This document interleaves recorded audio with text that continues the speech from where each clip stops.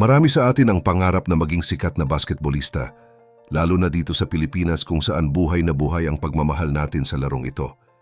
Isipin mo na lang na nandoon ka na sa PBA, ang pinakamataas na liga sa bansa kung saan pinapalakpakan ka ng libo-libong tao at hawak mo na ang titulo bilang isang professional player. Pero paano kung isang araw ay bigla mong iwanan ang lahat ng ningning na ito para magsimula muli sa isang banyagang bansa bilang isang truck driver? Ito ang naging takbo ng buhay ng dating Blackwater elite player na si Tristan Perez. Noong taong 2016, naging usap-usapan ang kanyang pagsabak sa PBA dahil galing siya sa isang matagumpay na karera sa kolehiyo sa ilalim ng National University. Pero sa gitna ng kanyang aktibong karera sa basketball, gumawa siya ng isang desisyon na ikinagulat ng marami. Pinili niyang bitawan ang bola at lumipad patungong Canada para pumasok sa isang trabahong malayo sa spotlight ng sports. Bakit nga ba ang isang sikat na manlalaro na abot kamay na ang tagumpay sa Pilipinas ay mas piniling magmaneho ng dambuhalang truck sa gitna ng nagyayelong kalsada sa ibang bansa? Pero bago po ang lahat, baka pwedeng palike ang video na ito.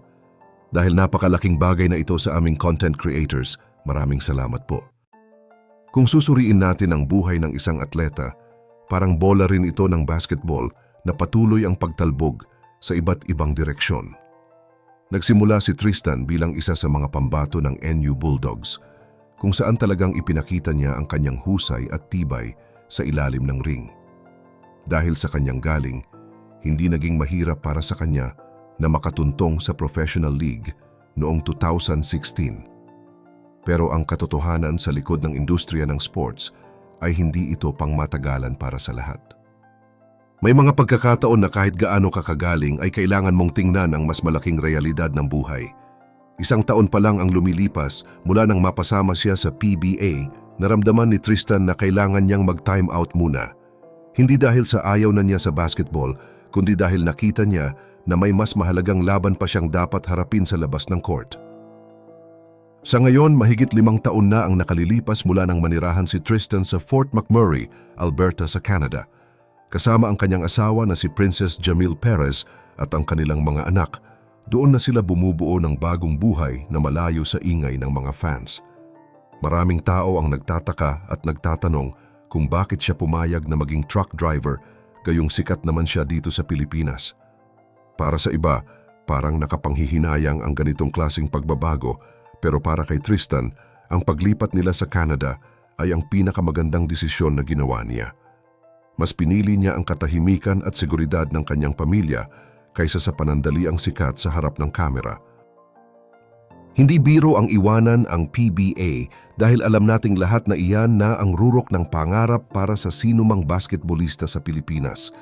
Isang taon matapos siyang pumasok sa Pro League, hinarap ni Tristan ang pinakamahirap na desisyon sa kanyang buhay. Sa katunayan, inabot siya ng 1 buwan bago tuluyang nakapagdesisyon kung itutuloy ba niya ang paglalaro o lilipad na patungong Canada. Humingi siya ng payo sa mga taong malapit sa kanya dahil ayaw niyang magsisi sa huli.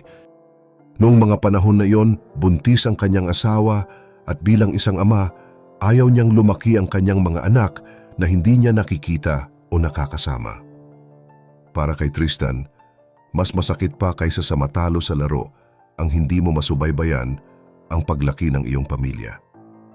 Kaya naman, kahit na once in a lifetime ang pagkakataon sa PBA, ay mas pinili niyang isakripisyo ang kanyang career para sa mas magandang kinabukasan ng kanyang asawa at mga anak. Noong unang makarating si Tristan sa Canada, hindi siya agad sumabak sa pagiging truck driver. Nagsimula muna siya sa ibaba at nagtrabaho bilang isang laborer at mekaniko. Dito natin makikita ang tunay na diskarte ng isang Pinoy dahil kahit sikat na player siya noon sa NU Bulldogs at naging bahagi pa ng kopo ng nag-uwi ng kampeonato noong 2014 ay hindi niya ikinahiya ang anumang marangal na trabaho. Hanggang sa unti-unti siyang nakapasok bilang truck driver, kung saan ang trabaho nila ay ang pag-maintain ng mga malalaking tangke sa mga kumpanya doon. Kung dati ay kailangan niyang mag-drive patungo sa basket para makapuntos, ngayon ay literal na dambuhalang truck na ang minamaneho niya sa kalsada. Ang nakaka-inspire pa rito, pati ang kanyang asawa ay naging driver din ng school bus. Dahil sa kanilang sipag, mabilis silang nakabili ng sariling bahay at sasakyan na patunay na hindi nagkamali si Tristan sa kanyang piniling landas. Pero hindi rin naman laging madali ang buhay sa ibang bansa, lalo na kapag pumapasok na ang panahon ng taglamig. Isipin niyo ang hirap ng pagmamaneho ng truck na may kargang produktong petrolyo habang ang kalsada ay balot ng makapal na yelo at sobrang baba ng temperatura. Maraming hamon ang kailangang lampasan ni Tristan sa bawat biyahe, pero dahil sa inspirasyon na nakukuha niya sa kanyang pamilya, nagagawa niyang malampasan ang lahat ng ito. Pero sa kabila ng lahat ng pagbabagong ito sa kanyang buhay, namatay na nga ba ang kanyang hilig sa basketball? Ayon kay Tristan, hinding-hindi mawawala ang pagmamahal niya sa laro, kaya naman tuwing weekend ay naglalaro pa rin siya kasama ang mga kapwa niya Pinoy doon. Ito ang nagsisilbing paraan niya para makapag-relax at maalala ang kanyang mga pinagdaanan mula sa PBA D-League hanggang sa Blackwater Elite. Sa kabila ng lahat ng tagumpay na nakakamit nila ngayon sa Canada, hindi pa rin nawawala ang mga taong nanghihinayang sa iniwan niyang karera sa PBA. Pero para kay Tristan, sapat na ang makita niyang masaya at komportable ang kanyang asawa at mga anak para masabing naging tama ang kanyang desisyon. Sa bansang gaya ng Canada, napatunayan niya na ang sipag at tiyaga ay talagang may katumbas na magandang bunga. Dito niya naranasan na kahit ano pa ang naging trabaho mo noon sa Pilipinas, ang mahalaga ay kung paano ka dumidiskarte sa kasalukuyan para maitaguyod ang iyong pamilya. Hindi lang basta sahod ang kanyang nakukuha, kundi ang kapanatagan ng loob na kahit anong oras ay kapiling niya ang kanyang mga mahal sa buhay nang walang iniisip na ibang pressure mula sa publiko. Sa kanyang mga binabahaging kwento, makikita natin ang realidad ng isang Pinoy na hindi natakot magsimula muli sa pinakaibaba. Mula sa pagiging isang sikat na professional player na pinapalakpakan sa loob ng arena, naging mapakumbaba siya sa pagtanggap ng trabaho bilang laborer at mekaniko bago naging truck driver. Ang ganitong klaseng mentalidad ang nagdala sa kanya para makamit ang mga pangarap na dati ay tila malayo sa realidad. Nakabili sila ng sariling bahay at sasakyan at ang pinakaimportante sa lahat ay ang oras na nagagamit niya para maging isang full-time na ama. Para kay Tristan, ang pagiging isang professional driver ay isang marangal na propesyon na nangangailangan din ng matinding disiplina at focus, katulad na lang noong naglalaro pa siya sa ilalim ng malalaking ilaw ng PBA. Kwento ni Tristan Perez ay isang malakas na paalala sa atin na ang buhay ay hindi lang tungkol sa kung gaano ka kasikat o kung gaano karami ang nakakakilala sa iyo. Ang tunay na sukatan ng tagumpay ay kung paano mo napoprotektahan at naaalagaan ang mga taong umaasa sa iyo. Maaaring tinalikuran niya ang bola at ang court, pero nakahanap naman siya ng mas malaking entablado kung saan siya ang nagsisilbing bayani ng sarili niyang pamilya. Sa bawat kalsadang binabagtas niya sa gitna ng lamig sa Alberta, dala-dala niya ang dangal ng isang Pilipino na handang magsakripisyo para sa kinabukasan ng susunod na henerasyon.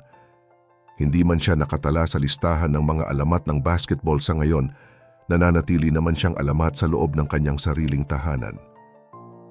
Kayo, mga kaalam, kung kayo ang bibigyan ng pagkakataon na maging sikat sa inyong larangan, pero kailangan nyo namang malayo sa inyong pamilya, ano ang pipiliin nyo?